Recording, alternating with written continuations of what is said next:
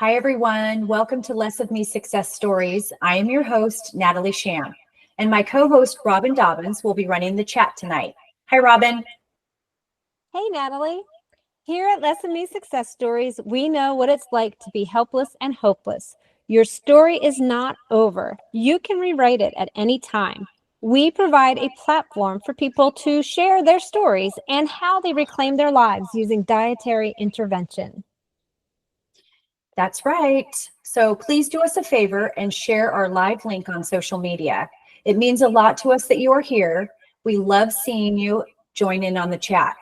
Just a quick reminder, we are not doctors. We are just friends sharing our stories and experiences. So please talk to your healthcare team before trying new dietary changes. Tonight, I am really excited to welcome an author and a content creator with an incredible journey. At 16, he faced severe undiagnosed symptoms that left him on floor-bound for over a year, stumping doctors. He was frustrated. He turned to self-education. His persistence revealed his condition, Cranio-Cervical Instability, CCI, a skull-spine instability from weak ligaments or trauma that causes severe pain and neurological issues. Now driven by moral duty, he cuts through modern health myths with a sharp, unapologetic style on YouTube, grabbing attention to empower his audience. He's here to educate us on nutrition and urge people to take charge of their health, exposing the flaws in our medical system. Please welcome my friend, Eddie Goeke, but he said I can call him Eddie. Welcome, Eddie. Yes, you can call me Eddie. Thank you for having me on, Natalie. Thanks for that. You're welcome. I am super excited to have you here. I think your story is inspirational. Just the way you've gone about getting to where you've reached in your journey is it's just incredible. So I'm going to turn it over to you and you're going to tell your story, and I'm excited to listen. Awesome. Yeah. So I always try and keep this brief, but it never works because my story is so tumultuous. But basically it starts, like you said, it starts whenever I was about 16. It was 3 months after my 16th birthday. And I remember I had just gotten out of my strength training class in school. I was a sophomore in high school at the time. And second hour, early in the morning, was strength training. And I was used to it, but what would happen is I'd get out of the class and I was always really tired. So I'd go into my chemistry class and I'd sit down and I'd try and keep my eyes open, but I was maybe a little irresponsible sometimes, and I put my head down and try to doze off for a minute. But what ended up happening was this day was different, and I wish that I could remember the exact date, but I can't. I went to my chemistry class like usual, and I decided once again I put my head down, went to basically doze off, and I realized I had this feeling in my stomach, and it was a butterfly sensation, and everyone knows what that feeling feels like.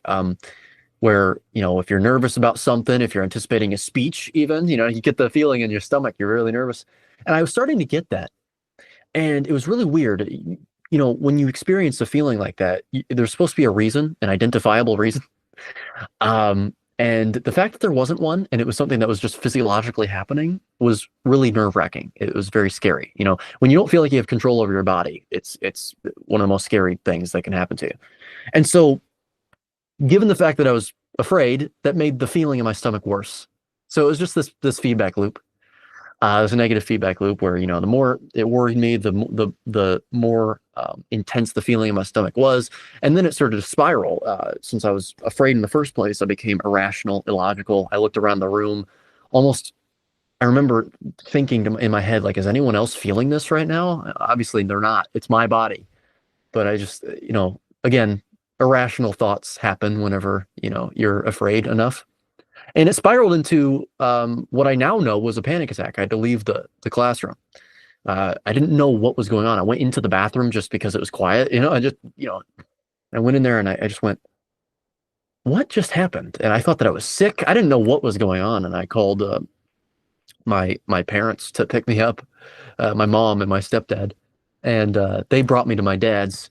And remember, I told my dad about it. We both thought it was a fluke. We were really confused. And I went to my room. I was just going to shrug it off, and of course, I had a plate full of grapes and pizza rolls. That's the best thing for me. And I thought it was just a fluke. We all did, until it started happening over and over again. Little did I realize, often what I say is, little did I realize, like, my life was never going to go back to normal ever again.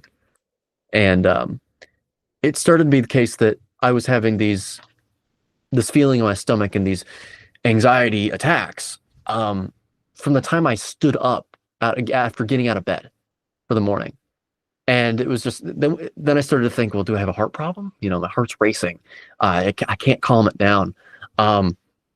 I can only calm it down if I sit down, and even then it can be difficult. And I have this, like, the feeling in my stomach started to be butterflies, but it started to be not just butterflies, but painful butterflies. It was so hard to explain. I didn't know what was going on.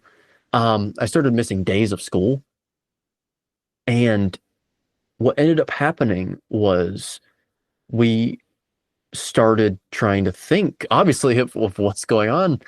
And we had a few hypotheses. We were like, okay, my dad, for example, he takes TRT, and he's trying to get off of that, but he's taken TRT for a long time. And it was because he seemed to have had a genetic predisposition to low testosterone. The testosterone helped with all of his issues that he was having. He thought there was a gas leak in his house at one point, because he was falling asleep. He would get off work and he'd go on the couch, and immediately he would wake up from dozing, but he wouldn't have even realized that he dozed off. Like, it was just instant. He didn't realize what was going on. He had a lot of issues, like mood dysregulation, really, really angry out of nowhere. And so he had low testosterone, and we thought, well, maybe that's what's going on with me, because it can affect some of the symptoms of having, sort of mimic the low testosterone symptoms. So we actually, at 16 years old, I got on topical TRT gel. Like, I actually got on hormonal therapy. And within a day, actually, it seemed to have some benefit. I felt better. And then it never felt better again. It was like a tiny increase in benefit, and then never again. We went and looked at my heart. Of course, there's nothing wrong with it. But I did end up getting on acid reflux medications after a hospital visit for saying that I had, a heart problem. Because they always say, well, maybe you have acid reflux because it can mimic the symptoms of a heart attack. So I got put on famotidine. I got put on omeprazole. So I was on the testosterone, and I was on these two drugs. Then I was on propranolol, which some people may recognize. It's a blood pressure drug. So it's designed to, lower blood pressure, but it can also have the effect of lowering pulse rate. And so I went to school one of the days, and I was walking around, and I was having I could feel a panic attack coming on, and the symptoms all remained that were all debilitating, except I was basically having a panic attack with a 60 BPM heart rate and normal blood pressure. It was the weirdest feeling that I could even explain. It was like I'm freaking out, but my heart rate is normal. It's odd. Basically, to simplify, nothing was working. We were going to lots of doctors. We're going to my general care practitioner. Do I have nutrient deficiencies? Is there are there blood? How are my bloods? Oh, they're all normal. Oh, you're having muscle twitching. I started having muscle twitching and stuff. What if you have neuropathy or something? So I get sent to a neurologist, and the guy says, he does this analysis on me, whatever he was doing. And he said, oh, you just need to gain some weight. You have some slight neuropathy in your left elbow. You need to gain some weight so that the nerve doesn't rub against, a bone or something. You need some insulation, basically, is what he's saying. I was like, okay, so that's not anything of significance. That's not the problem. Then you've got, I got a scope done, a gastroesophageal scope. Some people get that done. It was basically to see if I had Barrett's esophagus or something like really bad, acid reflux or something. See if I had anything wrong with my stomach. Because again, all my symptoms were in my stomach. That was what was causing a lot of issues. Did a barium swallow, and nothing. No, everything came back normal. In other words, yeah, I got a lot of tests done, and everything came back normal. So then it turned into me trying to self-diagnose. And because what else am I supposed to do? But given my current knowledge at the time, or lack thereof, I wasn't really able to, I didn't really know how to start, like what to look for. I looked up my symptoms, and it was a lot of things. Of course, I had the Dr. Google scaring me a lot of times, where it was like, oh my gosh, well, what if I have cancer or something? Like all these crazy things.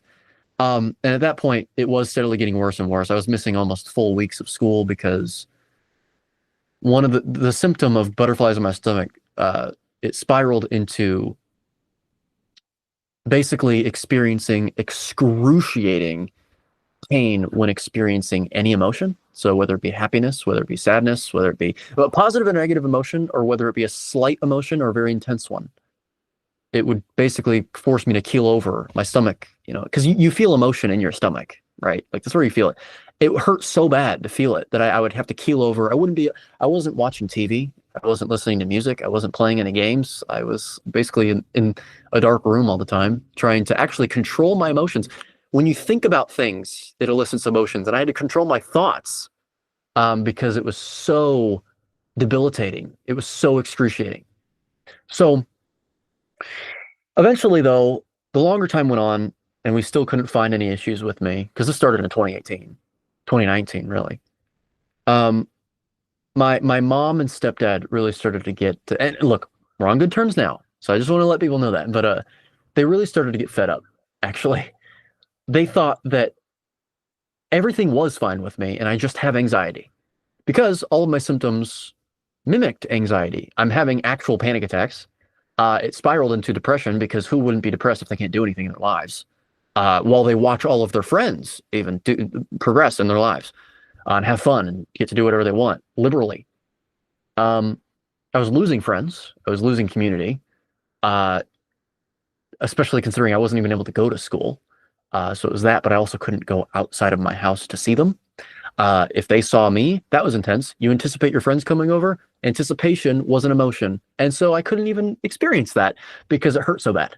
Very, very odd symptom. I don't even really blame doctors for not knowing what was going on there. But that's whenever things really start to get really bad, because whenever I was told by my parents, my stepdad and my mom, hey, you need to get over this. This is a mental game. At first I was very averse to that. I was very objectionary, if that's a word. But eventually, maybe some people that listen to this will understand. If anyone that's listening to this has been sick for a long time, has been debilitated in any way, whether you want to call it sick, whether you want to call it, disabled. If you're told over and over again that it's basically in your head, you actually start to believe it in a way. It's really weird. You say it over and over again. There's part of you that starts to believe it. There's another voice that starts battling with your conscious voice. And then it's just a back and forth. You get the angel and devil on your shoulder kind of thing. And it's one of those things. And so I did. I started to sort of act like I believed them. I actually felt guilty. I was being guilted into believing that I was lazy because I wasn't doing anything. I started to get a job. I got a job way later than I should have, if I were healthy. Like I said, should have if I were healthy. And so I was forcing myself to go to school, actually. I was trying to eat healthier as well at the time. That's what this is going to lead into, of course. But at the time, I was told, I was just basically basing it off of everything that I was told, like eat fruits and vegetables. That's the healthy thing to do. Avoid red meat and fat. But the thing was, I also wasn't really cutting out junk food. My idea was quantity over anything else. I was told that eating is a good thing. As long as I'm getting adequate nutrition from the healthy foods, I don't really care what else I eat, because I never had a weight issue either. So I was eating basically everything. I wasn't eating healthy and then cutting out junk, really. It was more so like, oh, I can eat the junk and I can eat all the healthy stuff too, and then it cancels out. It was just this illogical. You're not taught this stuff when you're younger. At least I'm not. And so I was like, I'm fine. I had my broccoli today or something. Like, it was just silly stuff. But diet wasn't even a focus even at the time. It was really just trying to figure out, it's just identify the problem. I didn't really correlate that diet was causing anything. It was just like, oh, well, if I'm having a problem, then having a good diet would probably help, like, so it was more so that, but I didn't emphasize it in my brain. And so I went to school all the time, even if I had to skip classes because I couldn't walk to the next class. And then, at the time I was like, oh, going home is a good thing. Like, it's my relaxation time. So I just have to spend like 6 or 7 hours at school. And then I can go home and relax and recover from all this damage that I know that I'm incurring. Again, that's the thing. I knew that I still had a problem, but also at the same time, I was thinking that I didn't, which is why I was forcing myself to go to school. Again, yeah, it's just anyway, it got really bad during the lockdowns. Not for reasons that people might think.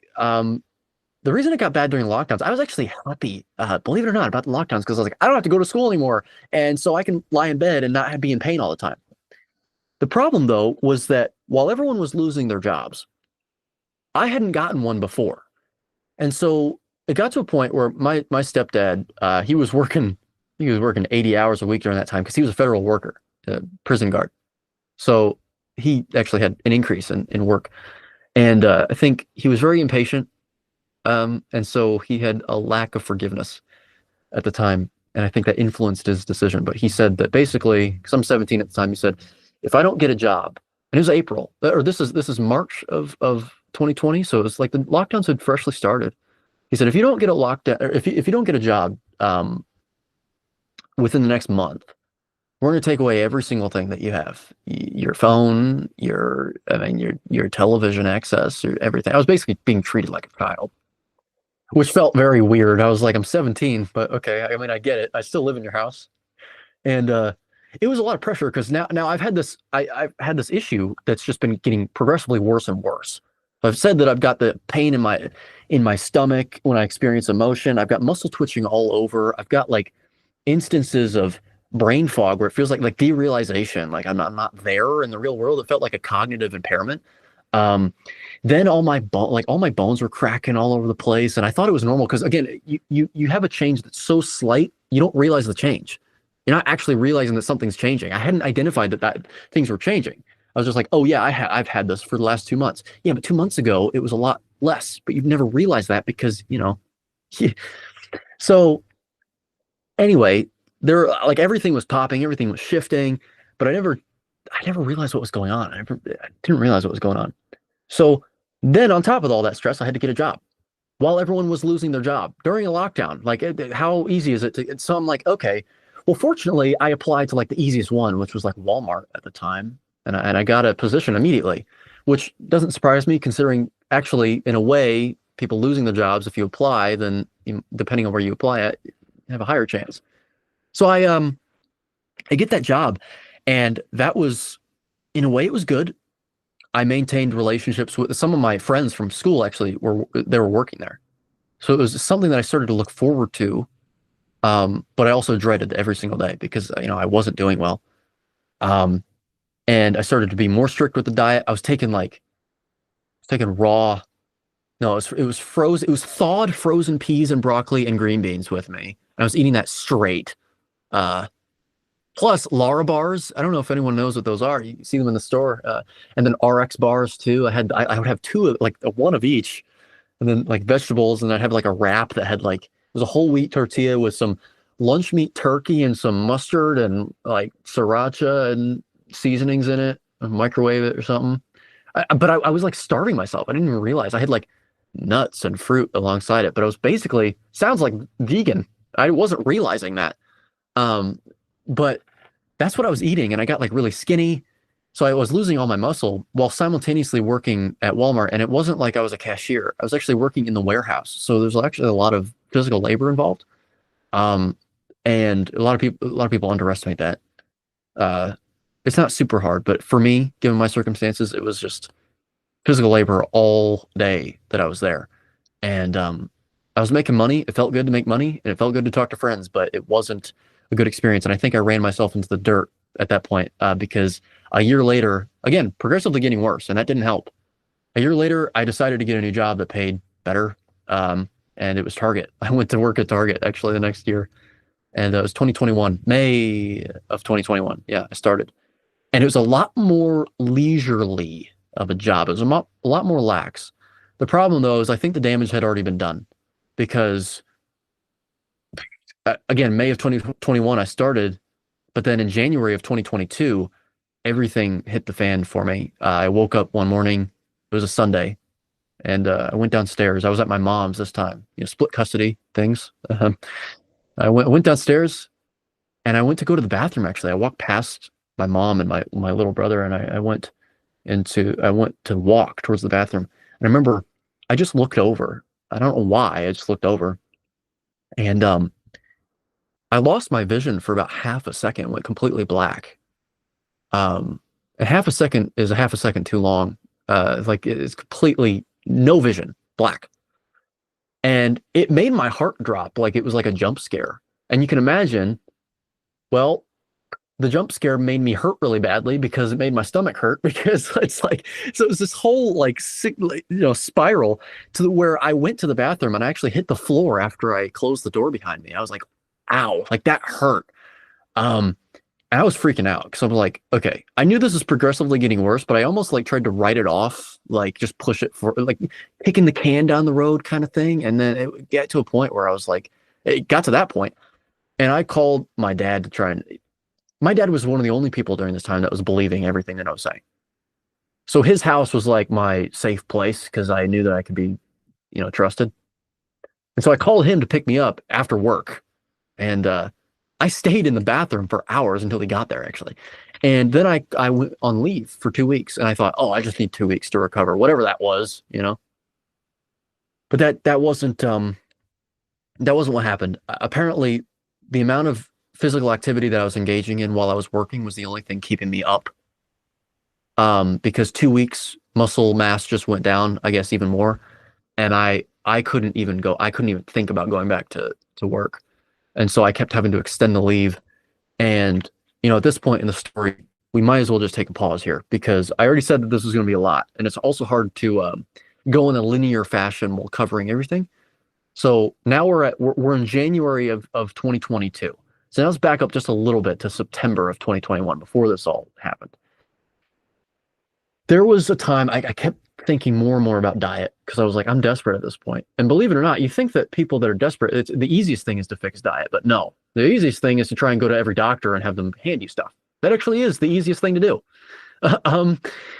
You don't. I mean, now when you fix your diet and everything, then that's not the easiest thing to do. And that's not the case in your mind. But it was like, it's the easiest thing. Let's go to the doctor and they'll just give me a pill to make me feel better. That was kind of how I thought.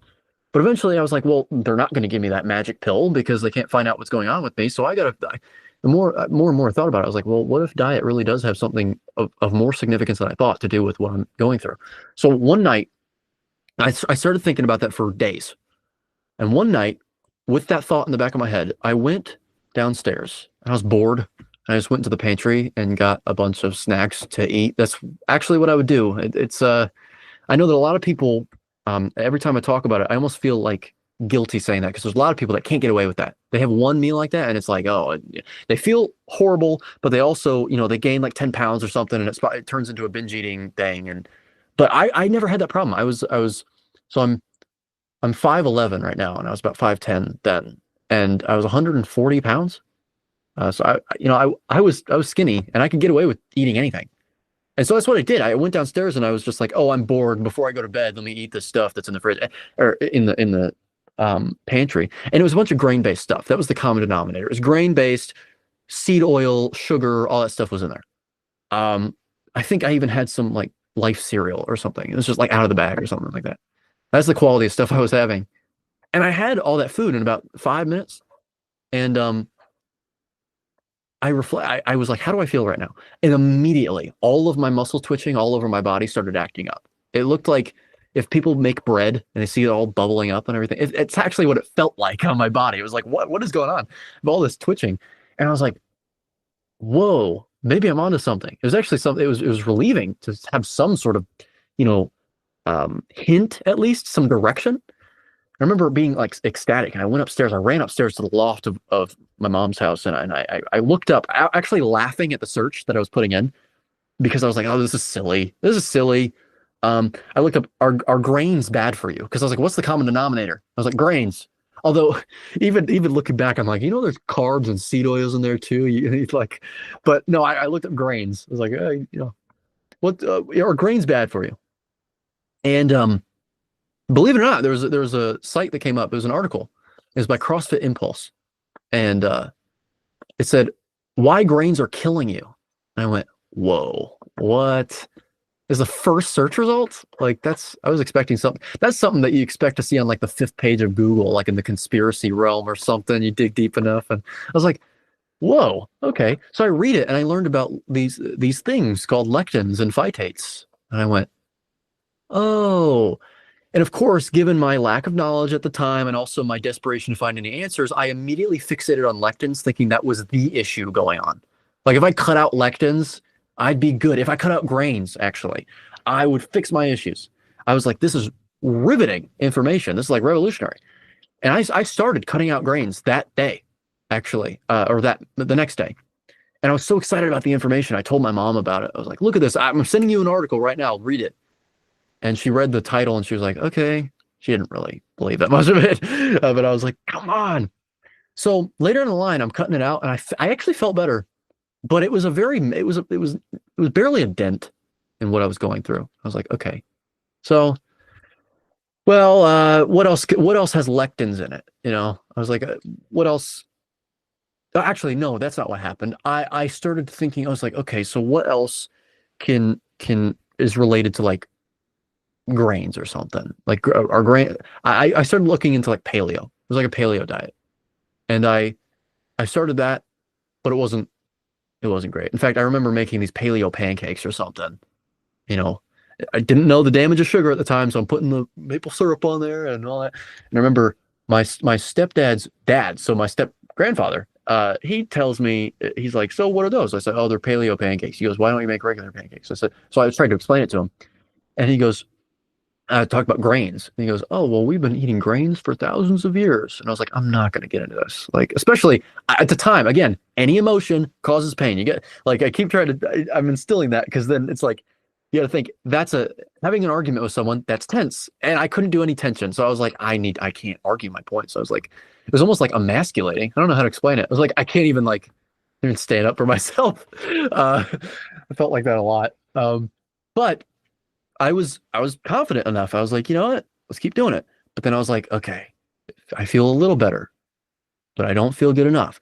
So then I started following all these like holistic health people on Instagram at the time, and I came across someone. Their Instagram username is avocados and chickpeas. I remember that. Lavender Rising is another page that they have. I think her name's Katie, and I was like desperate. I was like, look, I know that you're just a person, like you're not an expert in anything, but you know more than I do. Like what I told her my situation. I was like, what is your advice? What diet should I go on? She goes, try Whole30. So that's more restrictive. You know, you cut out grains, but you also cut out dairy, you cut out legumes, and they processed sugar. So none of that. Of course, you know, the natural sugars, those are fine. And I felt even better, but I was getting like heat flashes and stuff. Still, that was one of the symptoms I had. It was just randomly, it was heat flash. It felt like I was going to start sweating, even though I also felt cold at the same time. It's like cold sweats kind of thing. And it's just all my discomfort was still there, but it was reduced in severity. And so eventually I was like, oh, duh, Eddie, grains and all these other things aren't the only things with lectins and phytates in them.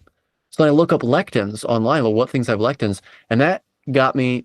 This was the first step. I think this is the most pivotal step towards my transition to what I am now, which we'll get to later. I know. Thankfully, this interview is it was an hour and a half. We have an hour and a half longer because it's a long story. But I came across Dr. Stephen Gundry, which some people may have heard of him. I think he's quite popular, and he fixates on lectins. But I never realized. I never put two and two together. Like lectins are actually plant compounds that they create to defend themselves, and that there are some plants that we may not be quite adapted to in terms of the consumption of them. And I learned that after reading his book, and I was like, it completely changed my perspective because we're told that plants are like, they're good for you. They're really healthy. They're not only good for you, they're actually essential. You need them. You can't live your life without plants. You'll die. Whether it be from scurvy or whether it be from other vitamin deficiencies, you're going to get, you have problems. And also fiber was a big thing in the back of my mind. I was like, I've always been told fiber's a good thing for you. You need it. It's essential. And so it completely changed my perspective. But I was like, as I was learning this information, it wasn't like I objected to the information because it just made sense. Like I read it and it wasn't like I was averse to it. I was like, oh, whoa, like that makes way more sense than what I've been told. And desperation probably helped with that, but I don't think it actually had that much to do with desperation because there were plenty of things that I was reading where I was like, that's stupid. No, I'm not doing that. There's no way that's right. This was something I was like, I didn't read one thing where I thought, oh, no, I don't agree with that. That doesn't make any sense. So the more I learned, the more excited I was getting, even though I was getting worse structure, like symptom wise. It was like, oh, I'm getting closer to the end goal. I'm finding answers. And so I went on his lectin-free approach like immediately, and I prioritized like grass-fed meat, if I ate any at all, and eggs and stuff like that. And there were a lot of like resistant starch. There's a lot of fiber and stuff like that. And I'll tell you what, at the time, it was the best I'd ever felt, at least metabolically, of course. And I was like, of course, you feel like that, and you're like, I've got the answer then. You get too excited, like it always happens. You're like, okay, I've got the answer now. And you never learn, like at least it's my experience. You never learn from the last time that wasn't the case. You keep doing like, oh, okay, now, actually. And so I was obsessed with this. I did it from September of 2021. And then now we're back to January where everything went downhill for me. I was already eating that way. And I continued to eat that way for a long time. But in terms of, me trying to figure out still what's going on with me, there's still no answers. I genuinely, I was basically staring up at I wasn't able to see my friends. Like I said, my dad, as much as I was staying with him, without a job, he would work like 12 to 14-hour shifts. So I was living alone too. I wasn't able to walk to the bathroom if I needed to go. I had to like crawl. And that was like, if I really needed to, because I was trying to put it off for so long because I can't walk. Walking made that feeling in my stomach way worse. And so then he would come home, he'd make me dinner, and I would eat it, and he'd talk to me for about, I don't know, 5-10 minutes, and that was all of the human interaction that I got. I was in a dark room like the whole time. The only light in there was sunlight getting through the windows. You can imagine how in January how that was because it's a winter, so not that much of it. But I was basically, I couldn't see my friends. I couldn't go to see my family at all. And they're busy, so they couldn't go out of their way to see me for that long unless they wanted to actually, if they had time to sit there for like 3 hours with me. But I couldn't even handle that, So there's a really bad situation where I would basically spend the time of February and March were my worst months of my life. I was staring up the ceiling from the time I woke up to the time I went to bed, if I went to bed at all, basically anticipating my death. I was 18. I'm like, I don't know what's like, I'm basically waiting to die. Because whatever's going on with me is so severe, really bad. Like the amount of pain, I cannot describe it. And meanwhile, I'm on my phone watching all of my friends live their lives. I'm looking at their stories and they're like, I've never been the party person, but even seeing that still made me jealous because it was social interaction. It was just like, I never got mad at them. It wasn't their fault. I never like got angry at the universe or anything, really. So it wasn't one of those things because I've always been taught like, you bear your cross kind of thing. Like it just like, but it was tough. It was really bad. I've never been the woe is me type is what I'm saying, but it was the closest that I've ever been to that. And maybe I had some like bouts of it once in a while, but it never became like a constant thing.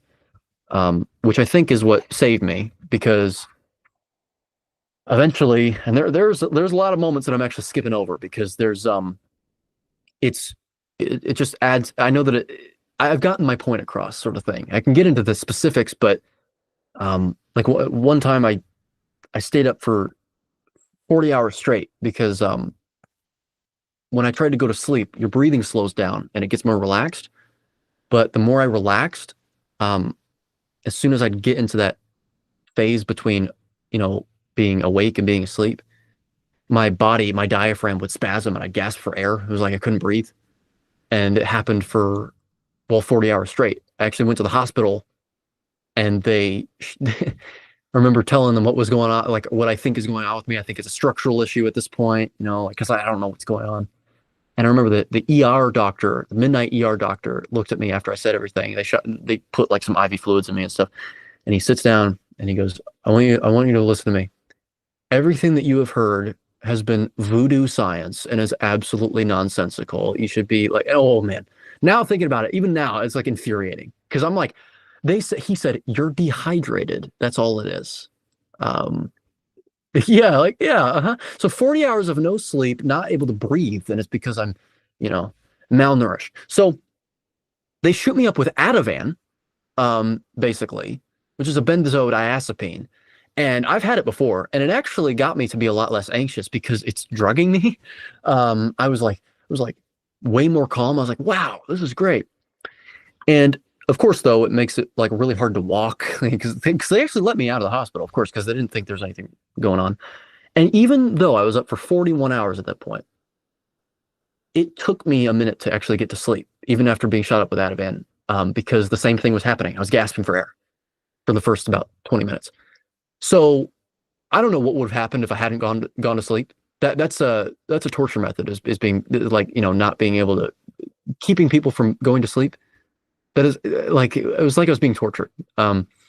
So anyway, eventually I'm at rock bottom, and I come across, here's where we start to actually get answers. Enough of the woe is me, story kind of thing, like all the bad stuff. Here's where the story starts to turn around. It was in February that I actually, so that story, the 40-hour thing, was in March. But just back up a little bit. In February, I came across a post in my Instagram feed, and it was from, frankly, someone that I'd probably feature on the channel soon, ironically. But it was from Anthony of Medical Medium. He goes by Medical Medium online. And he did have a post, and it was about vagus nerve inflammation. I didn't know what the vagus nerve was, and I was like, what is this? And it just shows like all the symptoms that can be associated, be caused by vagus nerve inflammation. And every single symptom on the list was an exact match to at least some of what I was going through. And I was like, whoa, that's weird. And so then I look up what causes vagus nerve inflammation. And you get some of the stuff like the external toxins, industrial toxin stuff and all that stuff, like fragrance products and all that. But there was one that I saw, and it was from a site called caringmedical.florida.com, something along those lines. I think it might just be Caring Medical. And it was about a condition called CCI, Cranio-Cervical Instability. And I was like, what is this? And it led me to their YouTube channel, actually, where they have seminars. The main doctor, basically, Caring Medical is a clinic in Florida that treats structural conditions. And I'll get more into detail on that in a minute. But they had a seminar on what they called the vagopathy, which was like a degeneration of the vagus nerve. It starts with inflammation, and then it starts to turn into degeneration. And it was just how your neck can cause impingement on your surrounding nerves and arteries if the ligaments in your neck are loose. So ligaments hold your bones together. They hold bone to bone. And if they're weak, which can happen due to an injury, like if you're in a car accident or something, you can damage the ligaments because of whiplash. And so what happens is the ligaments get physically damaged, and they fail to do their job properly. They don't hold the bones together as much. So the bones move around too much. Now, what does too much mean? Well, it depends on the person. It can even just be a few millimeters of movement can cause some issues. And those issues involve the bones impinging on the surrounding nerves, surrounding arteries. It can cause, some nerve pain.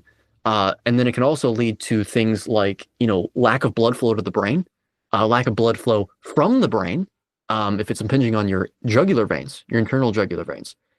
Because it's like, think of a hose. If you kink it, well, there's a problem there. And I was like, I guarantee this is what's going on with me. Like, I have never been so certain with anything in my life. Like, this cannot be simply diet related. Like, I have like because when I actually listened to it, I was like, oh, I haven't even been considering the structure of my body. All of my joints pop. I never even realized that. They crunch and they pop and they move around and they do all this stuff. But I never, it was like I woke up from a dream. I was like, oh my God, 2 years ago, this wasn't the case, but it was so gradual that I didn't even realize how much I was changing. Like, everything popped, everything moved around. And I went to my dad and I said, no, I actually didn't go to my dad. I scheduled an appointment with them for as soon as possible without even telling anybody, because I was like, basically my philosophy was, I was just going to tell them and be like, yeah, by the way, this trip's coming up. And then they just be like, okay. They drop everything and do like, I was getting a little inconsiderate, I guess. But I told my dad and he was like, no, yeah, like, okay, I'll drop everything and go. Like that he was going into debt for me, like with these medical bills and stuff. And he was like, I'm not going to stop until this is figured out. So the soonest appointment was, I think it was April. So we had to schedule it for April. And April 6th, we drove down to Florida and we stayed with my grandma, who was an hour and a half away from the clinic. And that's a very important point because the clinic, I mean, if this was actually what I had wrong with me and this clinic could fix it, I wasn't able to stay there because there's no one there that lives in close proximity. But my grandma decided she and my grandpa visited Florida one time on a vacation. And to put it lightly, she has a lot of money because of her past careers. And so she saw a house in some community and she just looked at it and said, I remember she said she was visiting this guy's house that they were talking to. And she said to my grandpa as a joke, if this guy has a piano, because she's a musician, then I'll buy this house from him. Because apparently he was like selling it or something. They walk in and he has a piano and she goes, okay, sold. It was like $500,000. And I remember she tells me every time, she's like, your grandpa looked at me like I was insane. Like, what are you doing? Why are you buying this house? But if she hadn't bought that house, I would not have had a place to stay. She just bought it. And I think about that a lot because I like, it was recent. It was within the year that she had done that. And so we stayed with her. Yeah. We stayed with her. And I remember April 8th was my diagnostic appointment. They ran diagnosis on me. And I was like, oh, I've got CCI. Like that's what we got, Cranio-Cervical Instability. They did all these tests on me. And I walked in and there's these new age tests. There's a cone beam CT scan where they scan your whole head over, like around you, and it's in color. And it's so weird. It's like so advanced. And they did like, what did they do? They did a DMX, something I didn't even know existed, a digital motion X-ray, where X-rays are usually static images, but they could actually just see you moving around and what your bones do, which is important when you're trying to diagnose this, because depending on what position you're in, things are fine, versus when you're in a different one and you can actually see the problem arise. So they did a lot of crazy tests on me. Those are just two of them. And then I'm waiting for the main doctor there to basically verify and validate my worries. He comes in and in every room, they got a TV screen on there and they show you all your scans. And I don't really know what I'm looking at, but he's walking us through it. My grandma and my dad are there with me. And I just remember he said he's going through all this stuff, but and as he's talking, I go, so am I right? Because it sounded like I was right, but he hadn't come out and said it. But then he said words that I'll never forget. He said, if you had come any later, you were on your way for something catastrophic. That's what he told me. And I wasn't an idiot. That's doctor talk for you were going to die. Neck injuries are no joke. Like they're a big deal. And I just remember when he said that, I was so happy. Like anyone that's been sick or debilitated or anything, I always say this, like to anyone that hasn't been debilitated, that might sound weird, but no, it was the most relieving, to be validated after years of being told that everything's in my head, years of actually believing that might be true. It was finally verified. And I remember, I was like showing it to my mom because I was like sticking it to her. I was like, yeah, I told you I was right. And she said, well, I'm glad that you found a clinic that can treat this issue. I want you back. Like, like I don't. And I was like, yeah, no, but anyway, April 11th was my first treatment. Now I haven't gotten into how they treat this condition. So their treatment method is regenerative treatment. So it's not like the modern Western medicine way of doing things. What they do is it's called prolotherapy, but they also combine it with PRP. I got prolotherapy first. They're very similar. In fact, you can say that they're kind of the same premise. Basically, prolotherapy involves taking a syringe, and what they do is they fill it with a solution, and it's water, dextrose, so sugar, a plant compound that promotes inflammation. And as I always say, leave it to plants to do such a thing. And then I think there might be a slight numbing agent in there, but the first three are those are the main ingredients. And what they do is wherever the injured ligament is, they put the syringe in and they inject it with the solution. So they make sure that the needle actually touches the ligament too. So they go between your bones. This is not a fun treatment. And they inject the solution there. And what it's designed to do is it's supposed to promote the inflammation of the area so that it heals. So you can actually rebuild the structure of the body. The reason that you have to do that with ligaments as opposed to like muscles, if you damage a muscle, it heals very quickly. But ligaments have very poor blood supply, very poor blood supply, and they're not designed to be as weak as they are in current society. And so it doesn't seem to be the case that there was ever a pressure on our body to have a high rate of healing on ligaments. If you damage a ligament, I mean, it's a big deal. Sometimes you got to get surgery. So this is a way of avoiding fusions. A lot of people get fusions for areas, surgeries. That is a surgery. It's a way of avoiding that, and it's a lot less invasive. So you can get the body to repair itself naturally. So yeah, the needle in the solution is designed to basically tell the body like, hey, by the way, you forgot something. Like there's an injured area here. And it goes, oh, okay, on it. And it heals the area. But it doesn't do it in one go. Sometimes, depending on how weak the ligament is or how damaged it is, sometimes it takes 2 treatments. Sometimes it can take up to 13, actually, I've heard. So anyway, I got my first treatment on April 11th, I believe. It may have been later, maybe April 17th. I can't remember. Either way, I got my first treatment in April. And I remember it was so painful. But when I walked out, it was instant, actually. When I walked out, the stability I felt, because that's why they call it instability, because you just feel unstable physically, because they literally are unstable. The bones are, and I felt so much more stable. Like that was actually the feeling that I got. Like it just felt like my muscles weren't recruited as much in my neck, in my body. It felt a lot more relaxed, and so I was like, "Oh my God! Like this is it." Now, I know, as ironic as it's going to sound for me to say, long story short. Long story short, we realized over time that I was getting these treatments that it was not even close to just my neck that was the problem. It was my entire body that was a problem. And that told me that, well, this is clearly genetic. Something's going on. Usually people have ligament injuries because they had an injury in the area. Sports injury, car wreck, something like that. I was not injured in every single ligament of my body. And this was there was not a traumatic incident that happened. And so I was like, wow, what is going on? Like, was this my diet growing up or something? Now, as much as I think that did have some role to play, it doesn't explain why no one else that I went to school with the exact same way, sometimes worse, actually didn't develop even nearly this problem. I think that I probably had a genetic predisposition to developing something given the same stimuli as other people that was really like anomalous. And so diet definitely could have played a role. It definitely didn't help, I don't think. And again, I'll get into that later, but I didn't really care at the time. I really didn't really care. I was like, okay, well, it's genetic, fine. Let's fix it because this is really bad.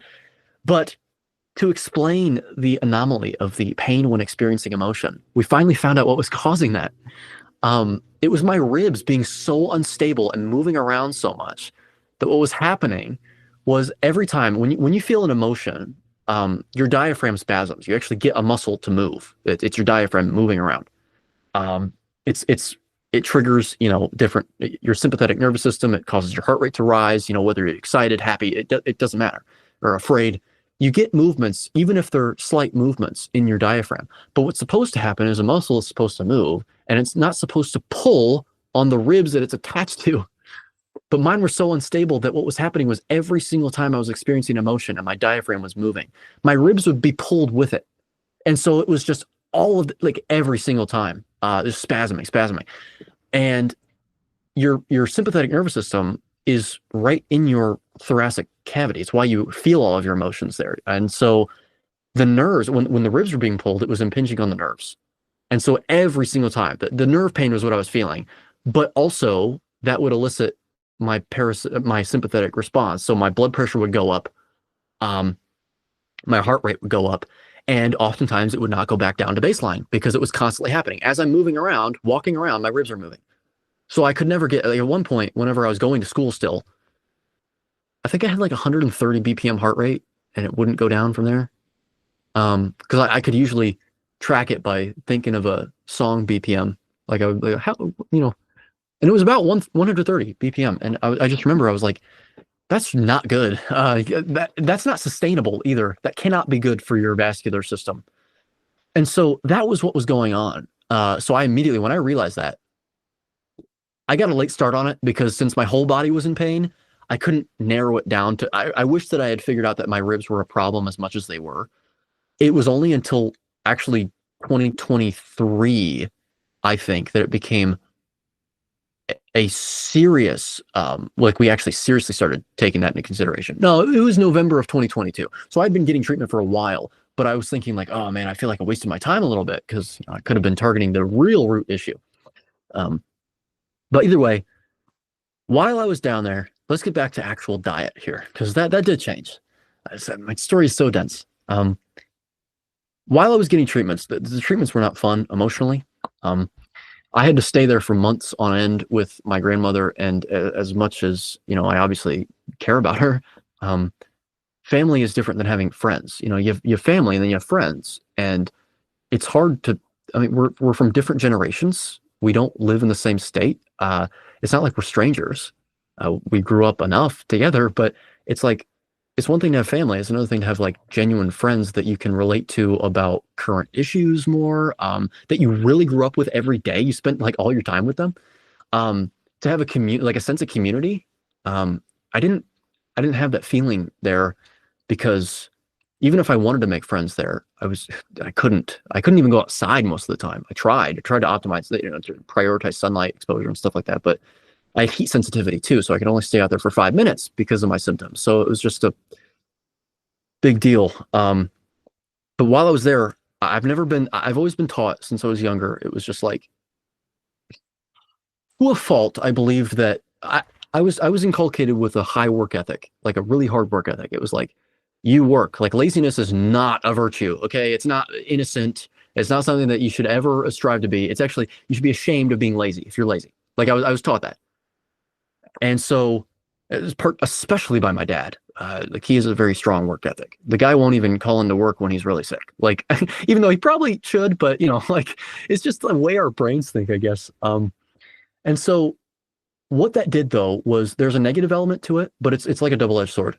Him instilling that into me as much as he did made it to where even if I had an excuse to stay home from either school or work, and even if I should have stayed home, I didn't do it because I felt guilty. Okay, now that can be self-destructive. A lot of times whenever I was, you know, I had my conditions, you know, like hadn't gotten treatment yet and I was going to Walmart, there were a lot of instances that happened. I just felt guilty. And of course, you know, I see people at Target. When I was working at Target, they'd walk past me and I go, "Where are you going?" They're walking out of the store and they go, "Oh, I have a cold. I'm going home." And I was like, "Oh man, come on!" Like, yeah, like it was just one of those things where I was like, I hate to be that guy. Maybe it's arrogant, but you know, like if you were going through what I was going through, like I'm still showing up. But that was how I thought.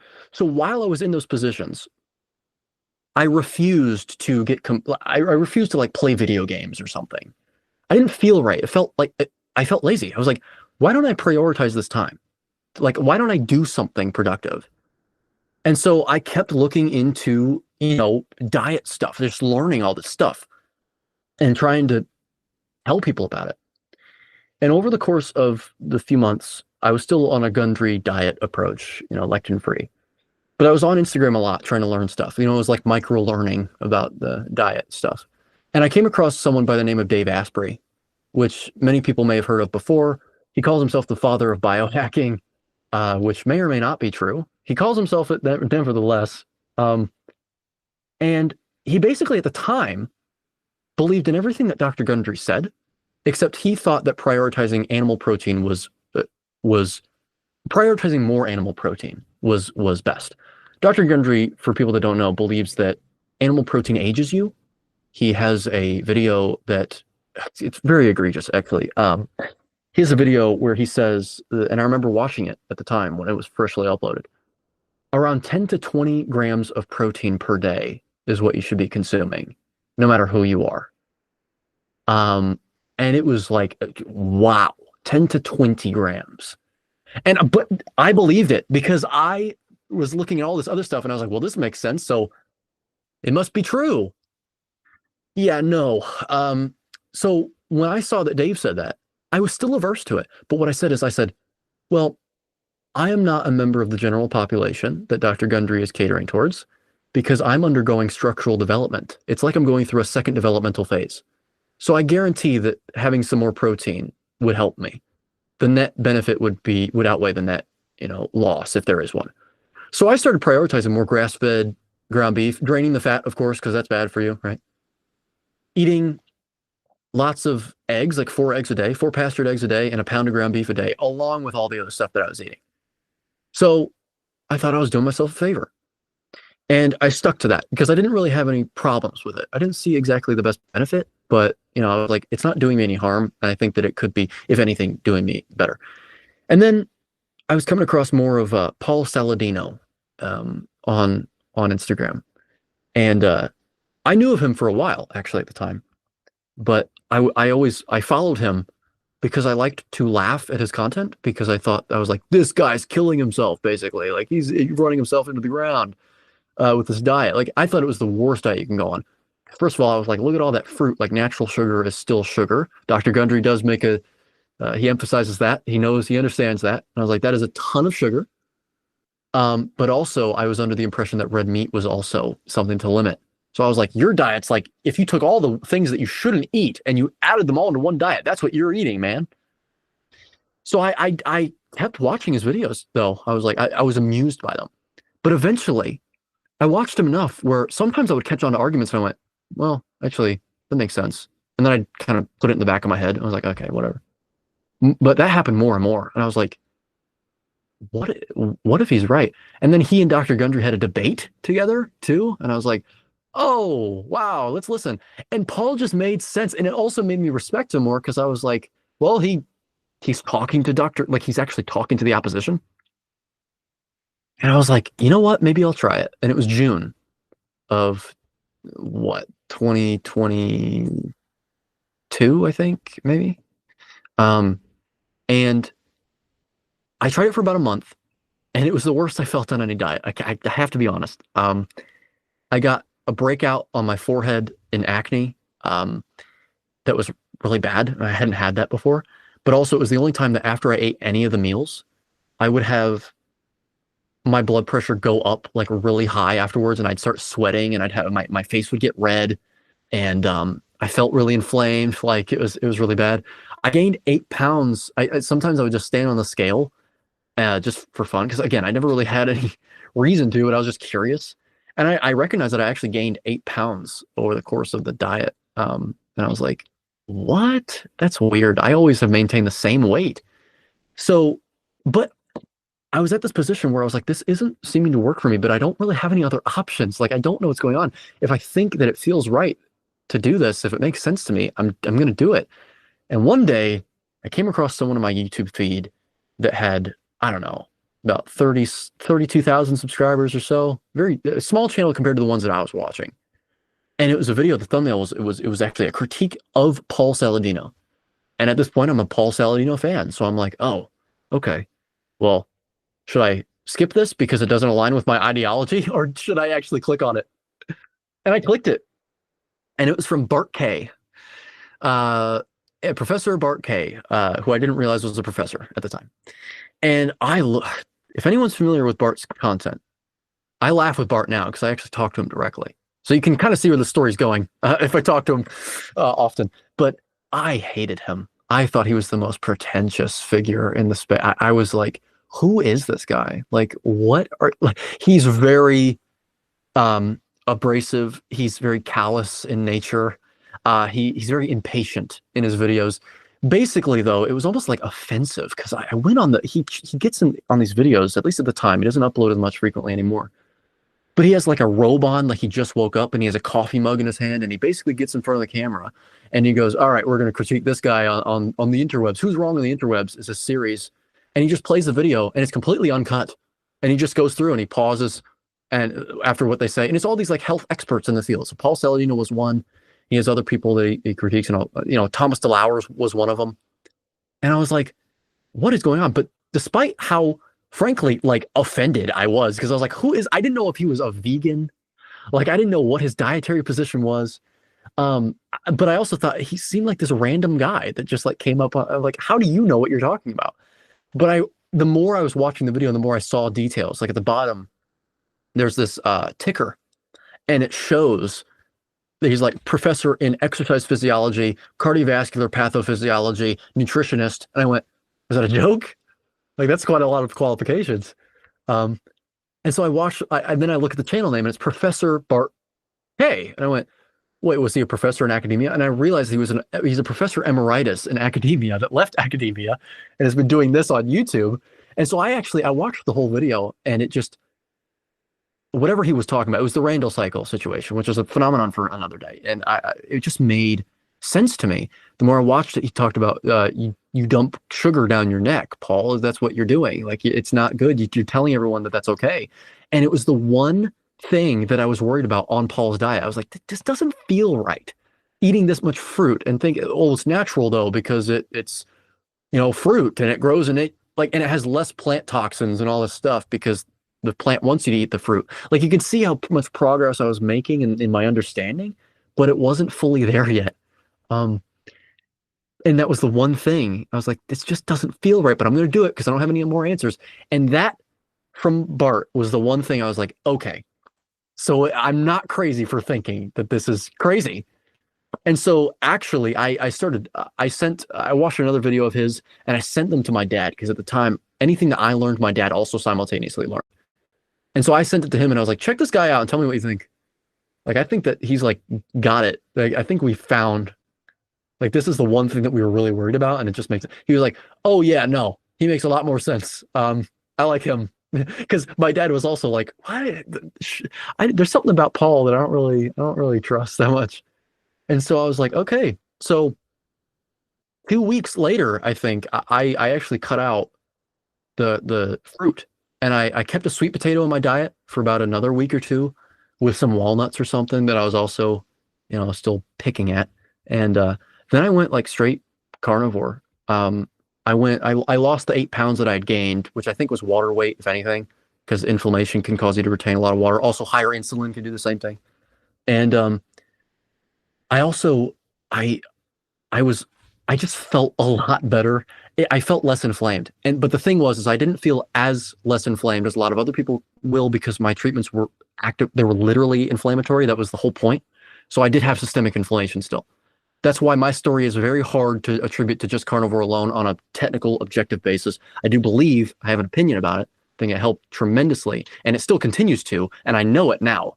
But it was more of a, okay, well, I believe in it. It makes sense. Let me do it. And so I was basically eating grass-fed ground beef, grass-fed steak, because my grandma was buying food for me and she could afford that. And she was like, what do you prefer? And I was like, listen, you don't have to get me what I prefer. You can get what's cheap. And she was like, I don't care. Like, I have the money, I'll get it for you. So I was fortunate to have that. Pastured eggs, pastured butter, just salt, no seasonings, nothing. I was eating probably 2 pounds of red meat, 4 eggs, and like a stick or two of butter. Actually, I was eating a lot of food a day. And I wouldn't gain a single pound. Nothing. Like nothing at all. But I felt that like I needed the more I ate it, the more my appetite increased for it. The more I actually wanted it. So I was doing that, but not only was I doing that, the thing that Bart was doing so much differently was that he was actually bringing a scientific perspective into the space. He wasn't just looking at like, oh, this study shows this, here's the conclusion.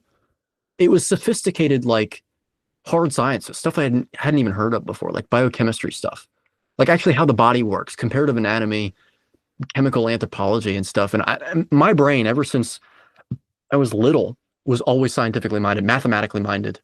Like, I loved learning the intricacies of stuff. But the only time I didn't like it was when I didn't think it actually pertained to my life. But now, in a moment where my health is in a crisis, everything applied to me.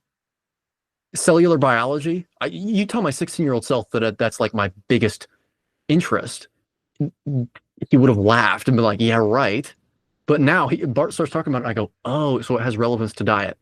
So then I start studying. Like, again, no video games. I start studying a lot. And I'm like, okay, well, where do I start? Well, Bart, I realize he has another page, and it's all of his lecture videos on there. And he's got a catalog that's 5 years dense because he's been on YouTube for 5 years. And I remember I watched his videos, and I would pause them every 5 seconds, and I'd go into a Google Doc, and I'd write down what he said in my own words.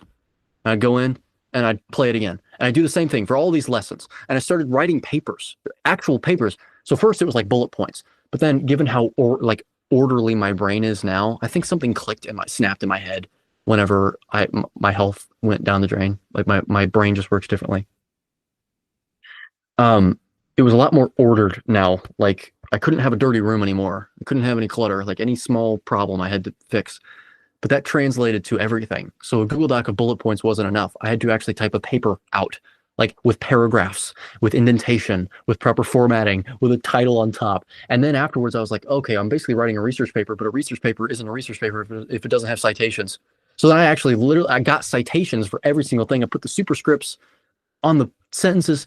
And then I was compiling all these. So I'd write a paper on vitamin C, cholesterol, saturated fat, and heart disease, fiber. I'd write all these things, all these like revolutionary things for me.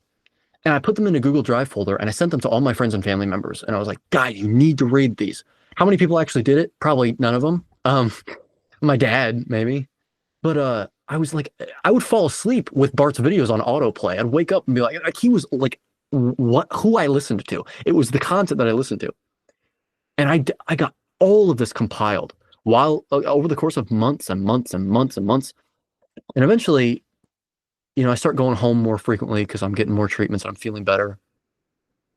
And in 2023, I'm back in Florida because I still have to spend some time in Florida still at this point. And I say to my friend, who's now my girlfriend at the time, it's funny how things kind of work out that way. But I was on the phone with her, and I said, man, this Google Drive folder is becoming so large. Like, what if I I could probably write a book about this.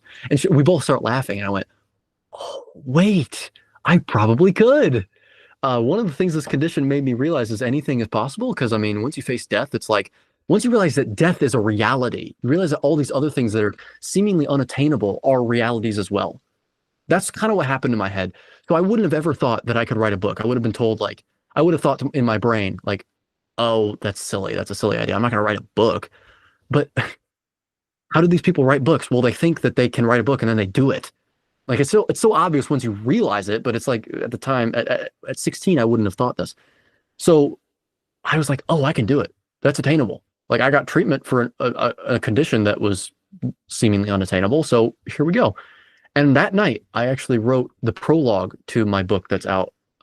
It's Contraindicated, which is a book that it's a word that Bart uses a lot, but it wasn't just to be a copycat. It was because it fit the whole purpose of the book in the first place.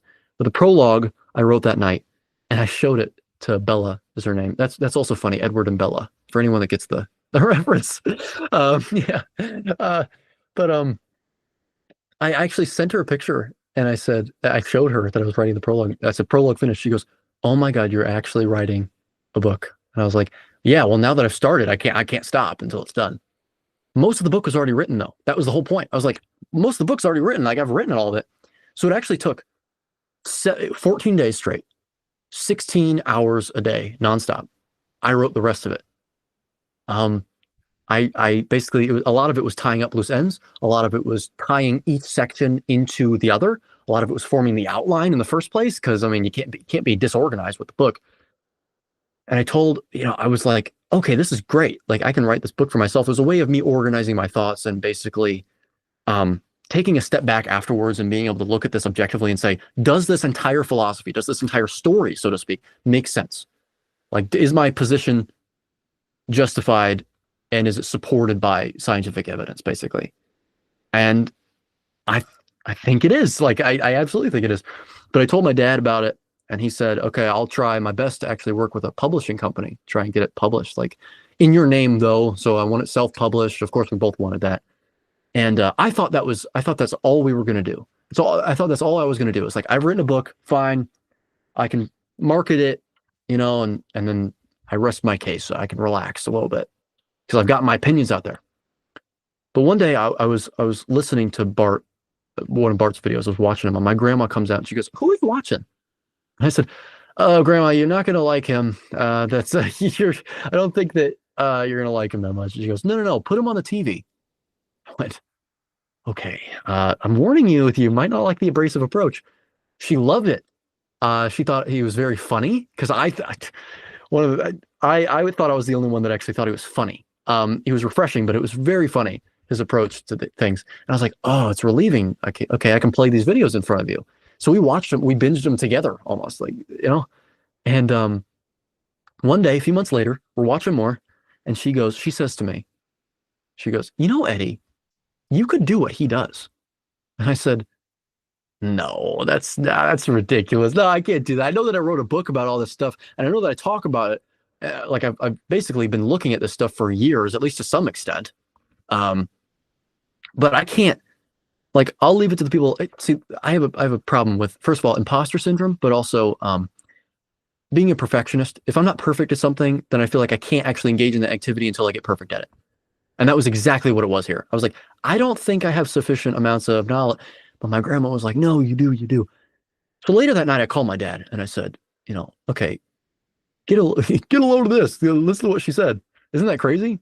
And he goes, "No, man, I've been thinking it for a while. Like, you could absolutely do it."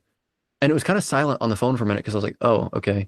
Because that's not what I expected. That's not why I called you. I was expecting you to be like, "Yeah, you could probably learn some more or whatever." And he says, "Listen, Eddie, I've gone into," he's like, "I don't mean any offense by this, but I've gotten into quite a bit of debt for you." And I was like, "Yeah, I know. I know." He goes, "But I am willing." He goes, "So I'm not going to do this for free. I want the money back, but I'm willing to invest $2,000 on studio equipment for you to start up a channel if you actually do that. Like, if you want to do it." And I was like, "Man, okay, listen, if you think that I can do it, then I'll do it, because I have a hard time of doubting myself." So he goes, "Yeah, man." So I got home in 2023. I spent 6 months, again, the perfectionist side. I had to make sure the videos were perfect before I started uploading. I started practicing recording, being in front of the camera, acting in front of the camera, editing, finding a good editing program. And then on January 20th, I think, of 2024, I actually published my first video. And I tried to get a hold of a few other creators, particularly Bart, because I was like, "You interview a lot of nascent people in the space.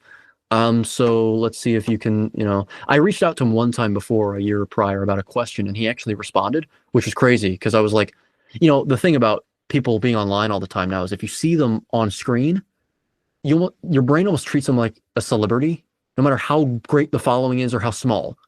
And so even though he had a small following and he lived a normal life in New Zealand, when he replied, I was like, "Oh my God." It was like a starstruck moment. I was like, "Wow, he finally replied." So, or he actually replied. So this time I was like, "Okay, well, let's see if he actually is willing to interview me or something." And he was. I started uploading videos and I was like, it'd be nice to have a shout out, to get my, head start on growing my brand, I guess. And that happened in March, actually. We had an interview. He interviewed me and I got, my first 1,500 subscribers, I think, on that platform. I started, I'm someone that really needs a schedule, or else I feel like I'm not doing anything. So I made a schedule. It was like Monday through Friday, I work on videos and I have an upload schedule. I do this on this day from 9 to 5 kind of thing. And because I needed structure in my life, I need structure in my life.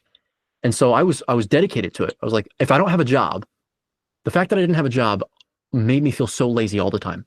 Like I talked about, even though I had a reason, like it's silly to believe that I have a reason to be like this. I can't work. But if I don't have a job, this can be my job. Like I can actually, it feels like I'm actually doing something. I can try earning money with this. And so, I started, I promote a product line, and that's only because of the fact that, first of all, I trusted Bart's judgment and he promotes it. It's the only product he promotes. It's not a supplement or anything like that. It's a nutraceutical, which is sort of an enhancer, if anything. And I've had associated benefits with it. I started taking it when I discovered Bart, and within a month, I had all of my acne that I'd ever had, which I had had throughout the entirety of my teenage years. It was just exacerbated by the diet that I was on, Paul's diet. it went away completely, and I haven't had it since. It's pretty, yeah. And then I've tried the other products as well and stuff like that. But there was a moment where I started promoting that as well, and then eventually what ended up happening was we got to my current state where I've been continuously growing my channel, getting in contact with a lot of people in the carnivore space. I critique my channel is basically me critiquing people. You can see the influence that I've drawn from Bart. It was one of the most refreshing things, and it was something that was exactly what I was looking for. And I was like, I want to do that as well. And I've been learning more and more. I took a biochemistry course that's like, you can get these college courses for free. It's insane. Like, people go to college to learn this stuff, and you can get all this stuff for free. You just gotta trust yourself to be a good teacher, to actually be able to teach yourself. And I do it very well. I took the entire metabolism biochemistry course. Statistics, I've taken a lot of. I know a lot about that, and I continuously learn from other creators as well. But that's basically where we're at right now in terms of my all-time goal. Like, what the whole goal of this channel is, of course, is to inform people. Of course, is to empower people with the information, but also, yes, there is a monetary element to it because I need more treatment. I'm not completely done. I actually have quite a ways to go. I could talk probably for another hour about all this other stuff that I'm doing. But in order to get down there, what I'm doing with this channel is I'm making a business. That's what this is. I have to think of myself as a business, not a person. And so I am, working on making enough money to move myself and my girlfriend down to Florida to live there, at least temporarily, so that I can expedite my treatment process and make a full recovery, because I will make a full recovery. This is something that is able to be treated. So yeah, any questions that you have, I'm willing to answer with all the remaining time that we have, which might not be a lot. I warned you. That's okay. I love it. I love it so much. How often do they like to give you treatment? What do they recommend for your severity of the condition that you're in? Yeah, so in terms of the severity of my condition, they like to get me as much treatment as possible. They don't explicitly say that. I think it may actually not be exactly like that. What it might be is what they allow you to do is, if you get an area treated with PRP, prolotherapy. PRP is the same thing as prolotherapy, except they actually take your blood and they spin it twice to concentrate the healing elements out of it, and then they put that into a syringe. So instead of injecting the other solution, they inject a different one. It seems to be more effective, at least to me, from my experience. But whenever you get those, if you get an area treated with those, you have to wait at least 2 weeks until you can get another one in the same area. So basically what they tell me is, however much you need, like, please tell us and we'll be willing to administer it to you, as long as it's, 2 weeks apart, if you're getting it in the same area. If you get a different area, you can do it in another day if you wanted to, but my body needs some time. In fact, I had to take a while away from treatments. I was getting too ahead of myself. I was forcing myself to go through these treatments all the time. I was getting over 100 injections at once every treatment. Sometimes my whole spine I would try and get done. Like, with no anesthesia. I mean, it's basically you take your shirt off and you get needles in you like the whole time, and it can be 20 minutes long sometimes. Yeah, and so it was. They say anytime that you're ready to do it, come back and we'll do it. There's just a minimum limit. So, and then, sorry. Yeah. So the other question is, I feel like it's an obvious question, but it's not covered by insurance, or is it covered by insurance? It's not covered by insurance. No. So this is something that you can file a claim yourself to your insurance company, and they may or may not cover it, but they will not take insurance and file claims to the insurance company for you. They don't. It's not even allowed. It's also hard because it's like, I tried to get some disability because I actually didn't have a job and I was disabled. But first of all, since I'm as young as I am, and also I don't have a diagnosed, or I'm getting treatments from a private clinic, they're less inclined to, like, give me some compensation for it or something like that. Compensation is probably not the right word, but some monetary support. I tried twice, and then they said that if you want to appeal it again, you have to go to court. And it was just like, if you weren't going to this clinic to get treatment, what would our establishment be providing for you? I don't think really anything, because I don't think they ever would have actually diagnosed me. I don't think they would have. They don't know how to perform the right diagnostic tests for this Okay. condition. Because really, when we say that I have cranio-cervical instability, that was for my neck. In terms of the rest of my body, if it's in the rest of your body, you have a different condition. It's hypermobile EDS, Ehlers-Danlos syndrome. And so I have hypermobile EDS. They did a test on me, like a composite test at the clinic to see if I fit that criteria. And on a technicality, they couldn't diagnose me with it because usually hypermobile EDS affects your vascular system too, because since this is a collagen disorder, because your ligaments are made of collagen, collagen lines your blood vessels too. And so sometimes it can affect your vascular system, but mine isn't affected. So on a technicality, they actually said that they couldn't diagnose me with it. But they treat me as if I'm their EDS patient, and they call me an EDS patient, and I call myself an EDS patient because in all practicality, like in reality, I am one. Like I have the same functionality as someone with EDS, hypermobile EDS, because they're different forms. But yeah, they don't really do those diagnostic tests. I told them my ribs hurt, and they moved around, but they were just like, oh, that's normal. People have shifting and movement. Yeah, and it's like, yeah, they do, but should they? People have, slips and all this stuff, and should we? I mean, that leads into another discussion that again I could talk for an hour on, because I mean a big cause of having the problem in your neck is actually looking down at phones all the time, especially in the developmental years, because you stretch out the ligaments and you put strain on them, and you put the stress of the force. Like think of your head as a bowling ball. It has the weight of like a bowling ball. So imagine you're doing this all day and you put that much weight, a bowling ball's weight, on your neck. Right. Eventually, yeah, you can get the guy, Dr. Hauser. This is Dr. Danielle Stylen-Matus is the other physician there that administers these treatments, and I actually get more treatments from her because Dr. Hauser specializes in the neck more, and I was starting to get my whole body treated, so I was seeing more of her than him. But he said that he sees people as young as like 3 in the clinic. Oh, that's awful. Yeah, and he doesn't administer those treatments to them, but they do other like rehabilitation treatments, like trying to curve correction in your neck, like trying to get the cervical curve back in your neck, to help with supporting, the weight of it. Yeah. But it's because these kids are on like iPads and iPhones all the time now, and they're developing that way. So it's one thing to do it when you're already fully developed. Yeah. So, yeah. So how many more? Yeah. Sorry, how many more years or months or treatments do they think that you'll have to have before you can go on your merry way and finally live your life? That's a good question. At the current rate, it would probably be years. However, if we move to Florida, I think we can shorten that drastically. Yeah. If considering that we move to Florida, which I'm very confident that I can grow this business enough to have the funds to do that. I have no doubt. I think that I can get completely fixed up in about 2 to 3 years, which is still years. Yeah, but I'm a very severe case. I mean, they said I was top 10% when they looked at my neck.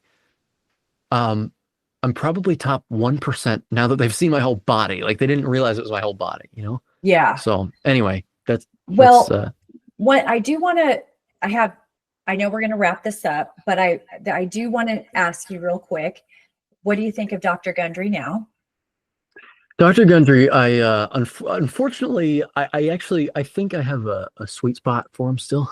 There's a part of me that still actually likes what he has to say. I think there's a lot of problems I have, and I think this is always the issue. If you are certain in your beliefs, if you're building a business and you don't build it upon, you don't convey in your beliefs that the business is built upon ambiguity to your audience, like uncertainty at least, because there's always something that you can learn. You get into a position where you're stuck. If you build the business long enough, you're stuck in that belief system, because now if you change it, no one's going to trust you anymore. And I think that Dr. Gundry has gotten into this thing where he did the same thing that I did when I discovered lectins. I went, lectins are the thing. That's it. Right. And he built a business model on it because he had this, groundbreaking paper that was about heart disease and lectins and in the heart disease process. And he's built this whole business model on it. So he can't go back from that. He says a lot of sensible things that he concluded with before he built his business model as much as it's been built. But the evolution of his philosophy reached a point where it couldn't evolve anymore, or else it sacrificed the integrity of his business model. And I see this all over the place. And it's why, again, if I think of myself as a business as opposed to a person in the channel space, or perspective, I have made sure that as much as I am certain about like hard facts, like, I don't know, there's not one required carbohydrate for human beings. That's just a fact. You can't get around that. If I build the certainty on those things, but I also represent to other people that I'm not dogmatic, eat what you want, whenever you want, it's fine. Science doesn't really say a lot of what people think it says. So things are a lot more ambiguous than, basically building my business model upon saying that may or may not be true is a safe place, because then you're safe. And it's not just a way to preserve your business. It's authentic, it's real, it's truthful. Saying that science says something when science doesn't say anything at all, actually, it indicates things. People say things about science, so it may or may not be true. See that?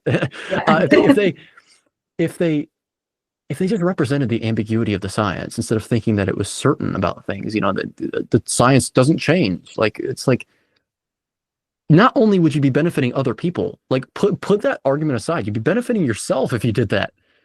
And it sounds like your story, you had a lot of divine intervention to get you to this place where you could figure out, and Dr. Gundry's part of that. Like, so that started your journey down that road, and I think it's great that you don't have any, where you're going with it is what I mean. You said that you viewed my channel and you've seen my videos. Yeah. So a lot of that is an act. I just want to say that because I've actually critiqued Dr. Gundry on the channel before in the same format. It was an old video, but even while I was recording it, I was like, oh man, I'm going to watch this back and I'm going to be like, man, I'm a little harsh on Dr. Gundry here, but I just make sure everyone knows it is an act. I mean, it's a part of me that everyone has a part of themselves that's like that. And I basically concentrate it and then inflate it for the channel. I isolate it. That's basically what I'm doing. I don't really have any, if people have ill feelings towards someone and they're really upset with what they're saying, it puts a pressure on you. Almost makes it incumbent upon you to combat it in some way. I mean, that's what I'm doing. It's like, if you're tired of what you hear, even from people that you used to trust, and you think that, they could be doing better and they could be saying better things, instead of, complaining about it, if you have the ability to, try your best to combat it. It's like, it's your responsibility at this point. The thing about the internet is it's so easy to get ideas out now. And so with that, you have a lot of wrong ideas. And so it puts more pressure on people that don't usually get their ideas out there to get their ideas out there. Like, I mean, you have to reach a balance of representing a lack of certainty in science versus being someone that doesn't look like what's a good way of putting it? You don't want to seem like someone that is almost like a pushover that doesn't have any beliefs of their own. That's like, oh, that makes sense. Oh, that makes sense. You want to have some philosophy, but you don't want to be so dogmatic that you believe that, science supports everything that you believe. And it's like, you want to have that may or may not phrase in your vocabulary still. That's smart. Yeah. So I agree with you. Yeah. So we are wrapping this up a little bit. I could literally listen to your story like for 6 more hours. It's very compelling. It's interesting. Well, we could do another if you want. I would love it. It would be so much fun. But I would like to ask, where can people find you? Mm-hmm. And then, just let us know, where can people find you? Yeah, so I'm mainly present on YouTube in terms of responses. Like, if people want to reach out to me, there's a way to do that through either the comment section if it's super quick, like if you have a question about something. I'm active on there. But I also have an email, edgoeke14@gmail.com. Oh. I try my best. The more the business grows, I'll have to hire a staff or something. But so far I've been able to respond to every single person that has reached me through email and has also commented. And also the third option is I do have an Instagram. I'm a Zoomer as they call them, Gen Z. So I'm present on Instagram, very familiar with that, at e.goeke_. And for people that don't know how to spell my last name, it's Goeke. I know it's on the screen there too, but on my little screen. But yeah, so if people DM me on there, if they send me a message on there, I also reply to them on there. So far, throughout the entirety of the lifetime of my channel, I've been able to respond to every single person on all three of those platforms. I also, as a fourth, because you mentioned this before the interview, X, formerly known as Twitter, I do have a page on there at Goeke Eddie. And I have a bad habit of still treating it like a personal account. So I leave comments on posts that are like or personal posts. I need to stop doing that. I need to treat it like an actual business page. But eventually, the plan is that hopefully X turns into a video posting platform as well, where you can schedule uploads. There's a studio there, and I can basically turn that into YouTube 2.0, because there's no promise that YouTube will always be there. So yeah, I understand. Especially with a channel as controversial. I want to see you more active on X, because that's where I go a lot, and I'd like to see you posting on there. Good. So we ask all of our guests at the end of the show. This might be a little more difficult for you because of your, this is a different situation. But what is your one piece of advice that you would give someone who is just starting their health journey, meaning with their food, perhaps, or I don't know. Actually, I just asked you the question. You can answer it how you want. Off the cuff, I think I've answered this question before as well, and sometimes I have better answers than other times. So I'm hoping that this is a informative and helpful answer. I think at the top of my head, when I look back at my story, the one thing that I want to tell people whenever they're usually they're starting their health journey because they're having problems with their health. Unfortunately, it is a problem where if you don't have any symptoms and you're doing the wrong thing, you don't prioritize anything. It's not, your health is not very important to you, and then it becomes the most important thing when it fails. And so really the one thing that I want to say for those people is to try your best to not get into the woe is me sort of discouraging, despondent episode. Because if anything, like if you heard from my story, it might take a while, but if you remain sedulous and perseverant enough, you will get to a point, you will find answers. Also stay open-minded with what you hear, because that was another thing that stopped me from potentially reaching as great of potential as I had given my circumstances, when I was just looking at other people's content and kind of laughing. Despite my desperation and then my problems that I was having, I still found a way to be like, no, that can't be right. But think about it this way. I mean, if the stuff that we've been taught for so long is right, then why are we in the position we're in doing those exact same things? So it's really, yes, that's actually not just one piece of advice. It's kind of multiple wrapped into one. It's kind of what it turns into when you talk to me. But yeah, the one thing that stops people is just and this isn't an insult, but it's because I've dealt with it before, and everyone struggles with it to some extent. But the self-pity kind of woe is me kind of thing. Sometimes you gotta have a moment where you kind of you have to let it out for a minute, but don't get into that, because it stops you from making any progress. It's one of the things that I learned.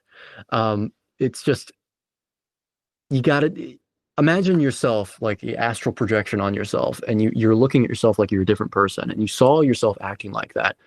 You'd be telling yourself like, no, you gotta get up, like, do something. But of course, when it's you, it's much harder. There's a lot of stuff we do to ourselves that we would never do to other people. And you learn that, or sometimes you never learn that, but a lot of people learn it whenever they're in really bad situations. So anyway, I hope that helped. No, I love that we asked that question, because every single person has a different answer. And it's so true that we wouldn't talk to anybody the way we talk to our own selves. So that is something really to think about. So Eddie, we thank you so much for coming to tell your story to us tonight. I'm honored that you agreed to come on here. I love following your content. And I do. I hope you get to come back. Let's share. Let's help each other through your mission. It's amazing. Yeah, So, well, thank you for having me on, because yeah. any opportunity to, you know, expand the audience is a good opportunity. So yes, yes. So on behalf of Edward Goeke, Robyn Dobbins, and myself, we'll see you next time. Thank you.